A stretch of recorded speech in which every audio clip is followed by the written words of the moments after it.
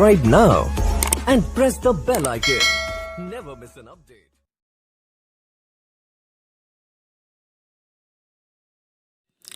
Hello दोस्तों, स्वागत है आप सबका स्टॉक रिसर्च यूट्यूब चैनल में। दोस्तों आज हम बात करेंगे टाटा पावर कंपनी लिमिटेड के बारे में।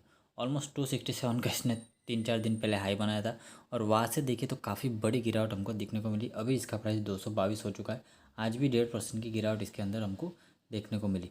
पिछले 5 दिनों में देखें तो ये शेयर ऑलमोस्ट 8% गिर चुका है और अपने हाई से देखें तो अपने हाई से ऑलमोस्ट 10% से ज़्यादा यानी कि 15% की गिरावट यहाँ पे हमको अपने हाई से दिखने को मिल गई। ओके, तो यहाँ पे मैंने पहले ही अपने टेलीग्राम चैनल में अपडेट कर दिया था कि टाटा पावर में अलर्ट हो जाइए। ओके, तो 2 बार मैंने अलर्ट के लिए बोला था टाटा पावर में, और मैंने बेचने के लिए भी नहीं बोला था। मैंने बोला था कि एक प्रॉपर एसएल के साथ बने रहिए, जितना ऊपर जाए एसएल ऊपर ले जाते रहिए।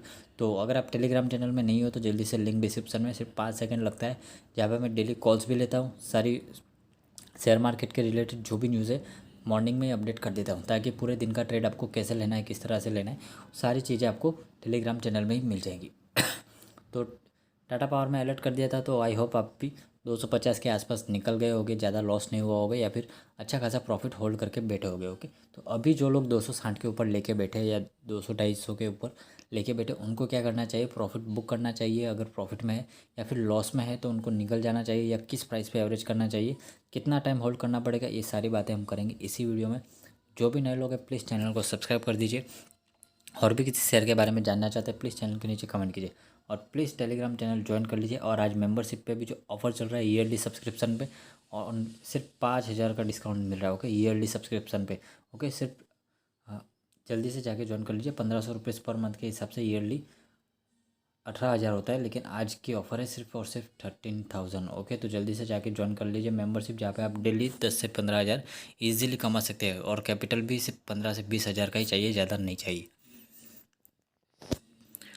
दोस्तों अभी हम आए एनएससी की वेबसाइट पे। एनएससी की वेबसाइट पे देखेंगे आज की ट्रेडिंग डिटेल।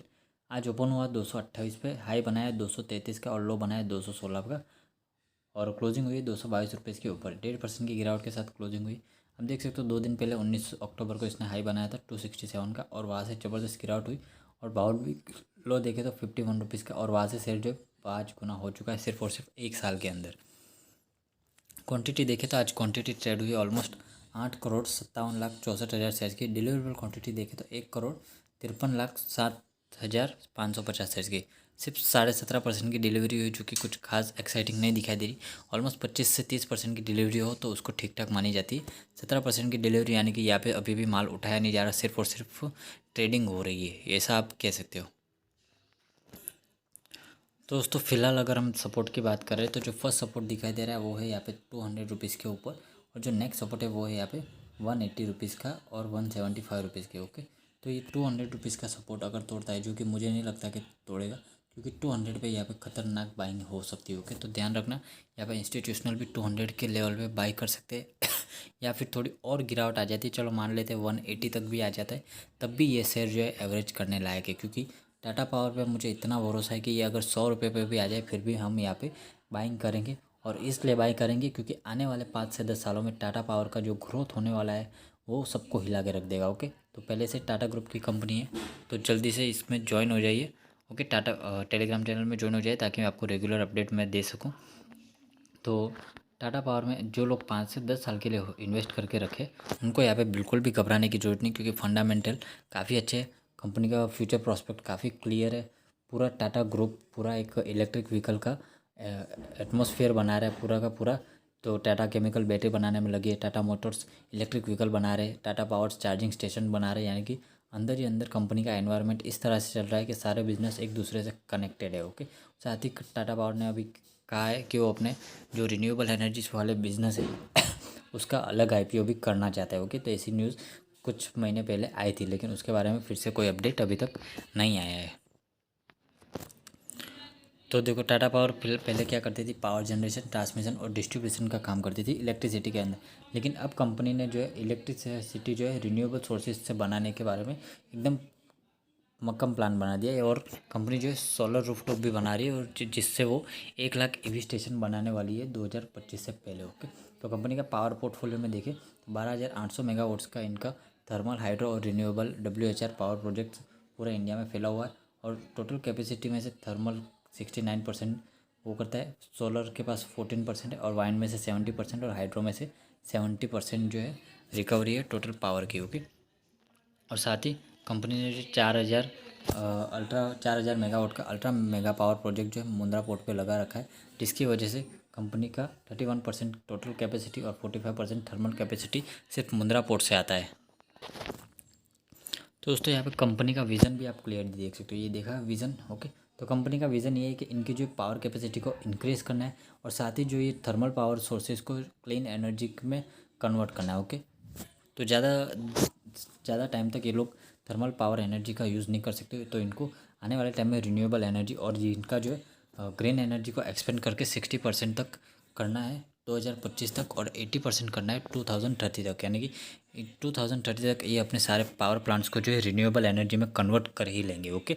और इनका ये भी कहना है कि ये 2050 तक कार्बन न्यूट्रल थर्मल प्रोजेक्ट्स की तरफ आ जाएंगे, यानी कि बिल्कुल भी एनवायरनमेंट फ्रेंडली ये एकदम रिन्यूएबल एनर्जी यूज़ करने वाले हैं 2050 से पहले। तो इनके पावर जनरेशन में देखिए तो 37% रेवेन्यू जो है जनरेशन से आता है, रिन्यूएबल सेगमेंट से 16% रेवेन्यू आता है जो कि धीरे धीरे बढ़ता जा रहा है। ट्रांसमिशन एंड डिस्ट्रीब्यूशन से 46% का रेवेन्यू आता है और बाकी सारा 1% अदर से आता है। ओके। तो कंपनी का रिटेल कस्टमर बेस जो 3 मिलियन से 12 मिलियन हो गए। कब? क्योंकि कंपनी ने जो ओडिशा का डिस्ट्रीब्यूशन बिजनेस इन एक्विजिशन कर लिया। ओके। तो ओडिशा का डिस्ट्रीब्यूशन एक्विजिशन करने के बाद शेयर के अंदर काफ़ी तेज़ी आई और इनका कस्टमर बेस भी कितना 4 गुना हो गया।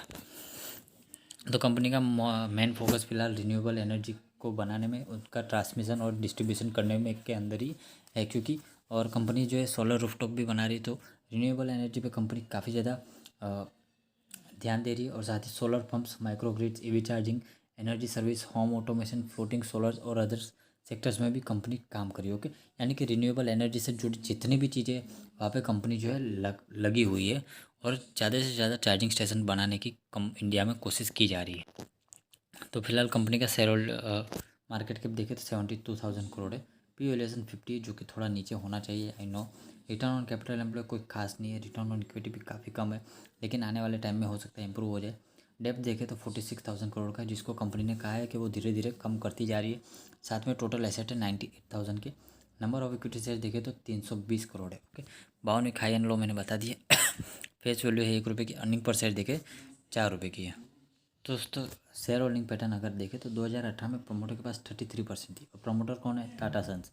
तो 2020 में भी 37% ही थी, थोड़ी सी बढ़ाई थी, लेकिन 2021 में देखें तो यहाँ पे 47% जितनी हिस्सेदारी इन्होंने यहाँ पे बढ़ा ली। होगी। एफ के पास कितना है? 26% और अभी कितना हो गया है? 11%। डी के पास भी पहले 25% था, लेकिन अब 20% जितना होल्ड करके रखा है। पिछले क्वार्टर में इन्होंने हिस्सेदारी 3% जितनी बढ़ाई है। ओके। तो जिस तरह से प्रमोटर्स ने हिस्सेदारी बढ़ाई है, उनको भी यकीन है कुछ ना कुछ बड़ा जरूर ये करने वाले, कुछ ना कुछ न्यू इम्पैक्ट जरूर ये लाएंगे, तभी प्रमोटर्स अपनी हिस्सेदारी बढ़ाते, ऐसे ही नहीं बढ़ाते। पब्लिक भी 21% होल्ड करके रखी है और गवर्नमेंट के पास भी पहले 0.26 था, लेकिन अब कितना है? 0.54 है। आधा % होल्डिंग गवर्नमेंट की भी है टाटा पावर। शेयर के रिटर्न देखें तो एक महीने में 60% है, 3 महीने में 80%, 6 महीने में 135%, ईयर टू डेट में 200%, 1 साल में 300% भाग चुका है, 2 साल में 274% के रिटर्न, 3 साल में 218%, 5 साल में 165% और 10 साल में 136% के रिटर्न हमको दिखाई दे रहे होंगे। तो फंडामेंटल के हिसाब से कंपनी जो है आप 4 से 5 साल के लिए होल्ड कीजिए, अच्छा खासा रिटर्न देगी। थोड़ी सी गिरावट को देख के घबराना नहीं चाहिए। ओके। तो दोस्तों वीडियो पसंद आए लाइक कर दीजिए, चैनल पर पहली बार प्लीज़ सब्सक्राइब कर दीजिए।